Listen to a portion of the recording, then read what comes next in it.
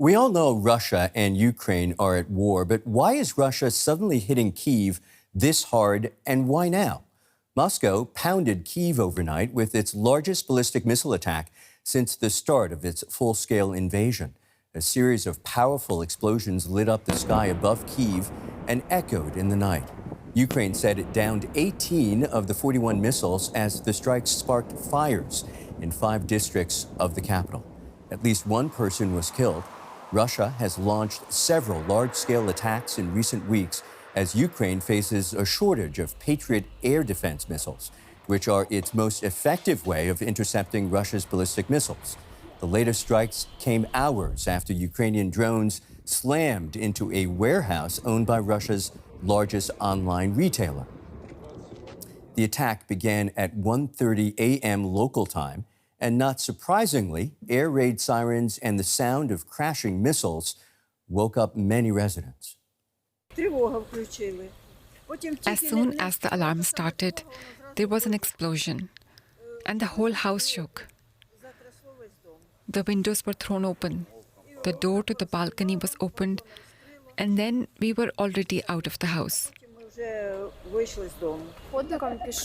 The house just shook. Everything fell apart, everything possible. And there was smoke, just plain smoke. Glass fell apart. It was horrible.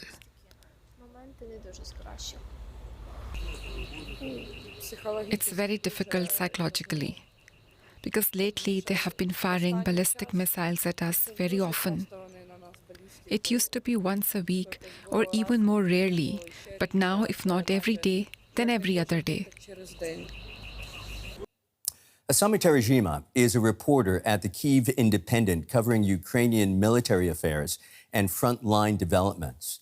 It's nice to have you with us, Asami. Glad to chat with you. Does this feel like just another bad day in the war or something different? It feels something different because now there are protests going on in central Kyiv, and there's a potentially chance for a change for the many of the Ukrainian people who have long called for the ousting of the commander-in-chief, Alexander Syrskyi. So yes, the attacks on Kyiv are becoming deadlier, and it's becoming more intense because of the critical shortage of Patriot missiles. But the summer is still going on. People are still trying to carry on with their daily lives. It's just trying to enjoy the weather and hoping that there would finally be a change, because the protests are putting pressure on President Volodymyr Zelenskyy. I want to talk to you a little bit more about that, but I want to hear you straight. Are you saying that there is growing frustration in Kyiv at this moment at the way the war is going now, or about the decisions that are being made in leadership? Both. The Zelenskyy firing the popular former defense minister Mikhailo Fedorov was met with a harsh criticism from the civil society and the military, because he was finally trying to bring on reform ideas and changes to the Ukrainian military and the defense sector. And there have long been criticism over the current commander-in-chief Alexander Syrskyi for his Soviet-era kind of command culture that has unfortunately led to situations that caused avoidable casualties. And the Ukrainian military leaders are now speaking up more and more about it. The civilians are also wanting change, and the protests are going on every night. There are thousands of people coming, and it seems that people are feeling like this is a time when potentially something could change, but it's not certain yet.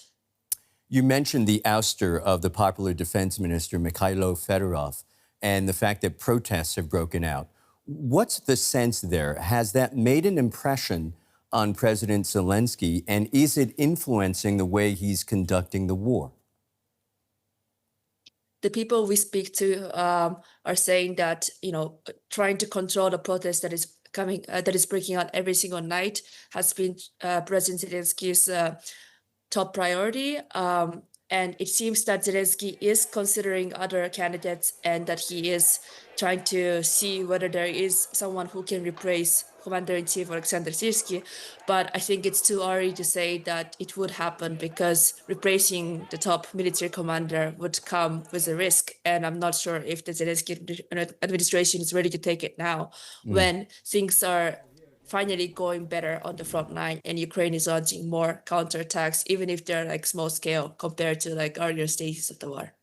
And getting back to this massive series of strikes that we're seeing from the Kremlin, when you listen to what Ukrainian leaders and ordinary residents are saying today, what do they think Moscow is trying to achieve with this?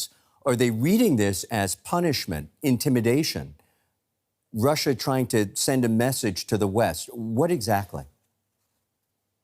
I think Moscow is in these attacks that it's scaling up, trying to intimidate the Ukrainian people and trying to bring them to fear. But I think that a lot of people in Kyiv that we've interviewed after these attacks, and Ukrainian officials as well, like they've gotten more used to the attacks. And it is scary for many people, but they're not willing to back down and they're willing to keep defending the country against the Russian invasion. So it is, I think, a part of the intimidation tactics to try to sow more fear among Ukrainians. But I think that at this stage, more than 4 years in, all they want is for the war to stop. And yes, there is a critical lack of air defense missiles, but they're willing to stand and keep enduring this war. Asami Tarajima with the Kyiv Independent. Many thanks to you. Thank you. That's the view from inside Ukraine. So what's the view inside Russia? Or more reasonably, what can we surmise about Moscow's current military tactics? Well into the 5th year of the invasion. Why strike now this hard? Always grateful to have Marina Moran navigate us through this terrain. Military expert, of course, at King's College London. Hey, Marina, first thing that comes to mind, Russia's describing these strikes as retaliation and precision targeting of military infrastructure. When you look at the timing and the actual pattern of targets, what does it tell you about Moscow's strategic objectives right now? Good day, Michael. Well, we have to go back a little bit to understand the logic behind these strikes. And these massive strikes started in May, and Russia has pledged to continue these large-scale strikes, or even late in April. So the idea is you have, on the one hand, the military logic of this. On the other hand, you have psychological and economic logic. So we have to separate these, but they create an overall picture. So from a military perspective, Russia has been targeting Ukraine's military-industrial complex, airfields, logistics hubs, and so on, in order to degrade Ukraine's defensive capabilities. And on that note, we also know that Russia has been using combined strikes with a lot of ballistic missiles. And the reason for that is to degrade also Ukrainian air defense capabilities, specifically the number of Patriot interceptors that Ukraine has. And we know that there is a current shortage and difficulty to get those interceptor missiles, and Ukraine wants to produce its own Patriot interceptors. How far it will go, we don't know, but at the moment, this is a critical component.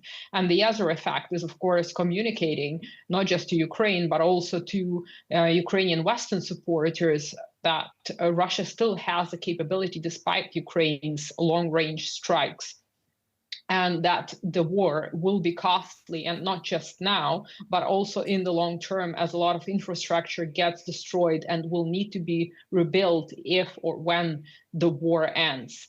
And therefore, you have different strands of logic which go into these strategic level strikes. And of course, from the narrative perspective, and what the Russian public and bloggers are demanding is a strong response by the Russian government to Ukrainian deep strikes on Russian territory and Russian critical infrastructure. So this is being also packaged as a quid pro quo. You bring up a number of issues, and the truth is there are probably a multiplicity of issues involved here. Let's talk about the Kremlin's primary objective as it relates to the so far unprecedented scale of this attack, just the scale of the attack. Some kind of battlefield advantage, pure psychological pressure, a clear, loud signal to the West. Which is it, and how can we tell? We cannot tell which is a primary objective here because, as I said, these attacks are designed with multiple objectives in mind. And the scale of the attack, again, because the Ukrainian side has been saying that it's degrading Russia's war economy with its own strikes. And we have seen a rising number on oil refineries, on Russian shadow fleet vessels, and so on. And this demonstrates that despite all that, Russia is able to mount these strikes in a very significantly short amount of time using very sophisticated missiles, meaning that it shows that the Ukrainian strategy is not going to affect Russia's capability to strike Ukraine. And of course, as I said, right now is also a critical moment for Ukraine because of the reshuffle of the government, and there will be a new prime minister, a new defense minister. There are popular unrests because of this, and it's a very delicate moment for Zelenskyy himself, trying to keep everything in order and potentially looking to sack the commander-in-chief, General Syrskyi. So these strikes are coming now increase this pressure and increase possibly popular discontent of some portions of the Ukrainian population. As you mentioned earlier, there's been some reporting on Ukraine's air defenses suffering real strain, running low on Patriot systems, for example. How much do you think Russia is deliberately testing or exploiting those specific weaknesses? I think that's one of the aim of these strikes, to degrade Ukrainian air defense system, because as of now, one cannot say that Russia has managed to achieve complete air superiority, but by continuing these systematic strikes, it's not possible for Ukraine to replace the number of interceptors being used, and it becomes much more difficult to intercept a large number of missiles. And we don't know exactly how many missiles are being intercepted by Ukraine, because you have official government accounts, and then you have kind of the battle damage assessment, which is not being disclosed to wider public. Therefore, on the one hand, creating immense costs, not just for Ukraine, but also pressure and costs for those countries supporting Ukraine on the one hand. And on the other hand, if Ukraine is not able to intercept any ballistic missiles, then Russia will be able to destroy all the critical infrastructure that it wants to destroy. And we're seeing how many strikes it takes to get some sort of real damage that the Russian general staff is looking for. So right now, the situation is becoming more and more dire for Ukraine, without any prospect that Ukraine will be getting the number of interceptors it needs. And even if it got the number of interceptors, it also needs more Patriot batteries, more radars in order to be able to defend itself. So it seems like Russia is trying to destroy the layered air defenses that Ukraine has in the rear. You know, we can't ignore the fact that we've been seeing Ukraine striking deeper inside Russia. Energy sites, industrial sites, now even logistics hubs like Wildberries. And in case anyone out there missed it, that's Russia's Amazon. Do you see these strikes on Kyiv as part of a tit-for-tat cycle? Or is Moscow trying to reset the rules of escalation in this phase of the war? Well, for Ukraine, there are not many options left, and Ukraine has been asking for long-range missiles, which it didn't get. So it has to work around it and do what it can in a situation which is, as I described earlier, is very dire. And the battlefield picture, despite the slower advances and slower operational tempo on the Russian side, is also quite straining for Ukraine. So this is the only way that Ukraine can demonstrate some sort of success and demonstrate its willingness to continue to fight. And therefore, as far as the tit for tat goes, each side is claiming in every attack that it is an attack for the previous attack by the adversary. But this is all in the informational realm. For instance, the Wildberries attack is claimed to be a response to the Russian attack on Nova Poshta, which is a Ukrainian postal service.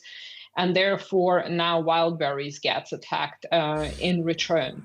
And I don't think we're going to break out of this cycle. We will see Ukrainian deep strikes because it's very difficult for Russia to defend all critical infrastructure because of its sheer size and because of also the ability of Ukrainian security services to penetrate Russia. And of course, we will see Russia responding again, and there is internal pressure to respond and to respond more heavy-handedly to what Ukraine does, because normal Russian citizens are feeling the pressure. They are concerned about their safety. They're concerned about fuel prices. The sellers on Wildberries are concerned about compensations and so on. Our users right now are seeing images of the aftermath of the attack on on Wildberries. Let's stay on Wildberries for a moment. That's a brand embedded in everyday Russian life. How significant was that choice of targets strategically and psychologically? And what does it tell us about how Kyiv is trying to pressure Moscow's war economy and, in fact, the whole society?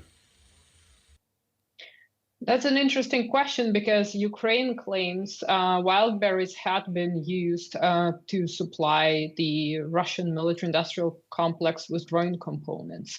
That claim couldn't be verified. Therefore, Ukraine is saying one thing, the Russians are saying the other thing. The Russians are saying it was a terrorist attack in which civilians have died. And if we look at the Russian press and even at the war bloggers, so the narrative is divided. One side focuses on the condolences on the victims.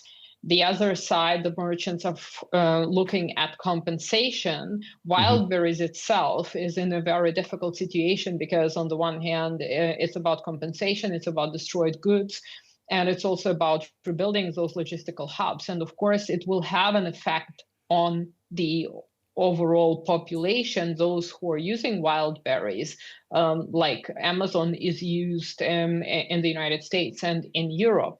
So it will be something, another annoyance factor with the current administration and the fact that Russia is not doing enough. And there have been voices on Telegram, prominent war Telegram channels, that have been criticizing the government for not doing enough and asking Putin to take off the velvet gloves and finally start fighting the way that Russia should be fighting. So you have kind of different concerns rising up and building up pressure on the Kremlin. How far that will go? There's dissatisfaction on the one hand, but it's more passive dissatisfaction with more proactive calls to do something. And that is one of the reasons why we might be seeing these strikes, not the sole reason for sure. And how this will affect the overall war, I think the strike on the Wildberries by itself is not going to create any substantial damage to the Russian military industry. But for Ukraine, it is important to show that Ukraine is capable of hitting such targets, which are, 500 kilometers to 700 kilometers away. So of having this deep strike capability using cheap means to impose very high costs. You don't have a crystal ball, although sometimes I'm not so sure. But take us inside Russia. How do you imagine the Kremlin is presenting these strikes to its own public? Is it more about presenting strength, control, which I think you just referred to, or justifying the continued cost of the war, or managing some other stuff, internal pressures? Well, I think it's both. And no, last time I checked, I didn't have a crystal ball, but maybe I should get one. The Kremlin is presenting this as a terrorist attack because it is a civilian target. And there is obviously no evidence so far that it is a dual use target, because from the Ukrainian perspective, this attack is justified because it has been used for military purposes. Now, Kremlin says otherwise and is presenting it as a terrorist attack. And of course, presenting it in such a light gives, let's say, more rationale for continuing the war, because the Kremlin can then say, look, this is what Ukraine is doing. It's attacking civilian targets. Our civilians are dying as a result of this. So this component, kind of the victimhood component of this story, is being emphasized. Of course, there are talks about compensations and about helping to rebuild the logistical hubs, but the more kind of the core of it is about terrorism and the need to respond to terrorism. And of course, there are talks about air defenses and the need to strengthen the rear in terms of the capability to defend critical infrastructure. But I see it more as long-term projects, because for the military, the resources should be directed elsewhere. And I don't think it's a major concern for the Russian military to address those issues. And given the fact that Russia is under sanctions and is also under economic strain, most likely this will remain as part of the rhetoric, at least for now, without any major changes. In closing, Marina, we could look at these Russian strikes as an extraordinary singular show of force, or a prelude to something else, a sustained campaign against Ukrainian cities, or a wide ground or air operation, or something else. What's a likely scenario we're looking at here? I'm not seeing an air operation in a classical sense. I think it's a sustained campaign in order to destroy Ukraine's energy infrastructure, impose enormous costs, and destroy Ukraine's air defense capabilities to allow more room for maneuver. And of course, if the energy infrastructure is destroyed, why is it important? It's not just about having civilians suffer and complain and create pressure on the government. It primarily, from a military perspective, it's about the manufacturing capability. The Ukrainian army has been digitalized to a high degree. Therefore, it relies on connectivity. It relies on a lot of electricity. And so it's about disrupting logistics. It's about disrupting manufacturing. It's about disrupting command and control. And that, of course, would give Russia a battlefield advantage. And sorry to interrupt. So basically what you're saying, Marina, is if they're trying to disrupt as much as possible, and you made a reference earlier to the psychological effect, it would not be surprising if within the next 4, 5, 6 days, we saw other strikes as massive as the one we just saw. I think we will be seeing them on a regular basis, yes. Until the objectives presumably are achieved, because as of now, this is a sequential strategy, and it's drop by drop, but it's building up. And one strike is not going to destroy anything, but if 100 strikes in a systematic manner follow, then at some point, the idea is that the system will crumble. As always, Marina Moran, King's College London, I'm grateful. Thank you very much, Michael. So what do you think? Will Russia and Ukraine continue to strike each other and even escalate the war, despite the high human and economic costs on both sides? Or will they finally decide to sit down and hash out a peace deal in the coming months? The floor is yours. From Berlin, it's bye for now.